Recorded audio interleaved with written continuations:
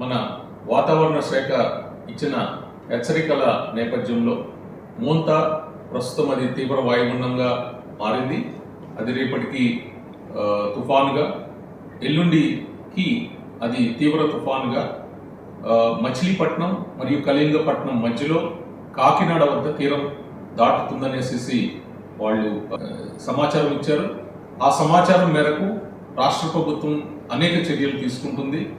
So ఆ చర్యల్లో భాగంగా ఈ తుఫాన్ టైంలో ఎవరైతే ప్రజలు ముంపు ప్రాంతాల్లో ఉన్న ప్రజలు ఎవరికైతే సహాయ సహకారాలు కావాలో వాళ్ళందరి కోసం 6 ఎన్డీఆర్ఎఫ్ టీంలు డిప్లాయ్ చేయడం జరిగింది. అవి నెల్లూరు, కృష్ణా, వెస్ట్ గోదావరి, కోనసీమ, కాకినాడ మరియు శ్రీకాకుళం జిల్లాల్లో మా టీమ్స్ ఆల్రెడీ డిప్లాయ్ అయ్యి ఉన్నాయి. ఇదే కాకుండా ఒక టీము కేంద్రపాలిత ప్రాంతం యానాంకు కూడా వెళ్ళటం జరుగుతుంది. ఇంతే కాకుండా కొన్ని టీంలు విజయవాడలో, కొన్ని టీంలు వైజాగ్లో కూడా మేము రిజర్వ్లో ఉంచాము. ఇన్ కేసు ఏదన్నా అవసరమైనప్పుడు అవి ఇమ్మీడియట్గా మూవ్ అవుతాయి ఎక్కడైతే అవసరమో.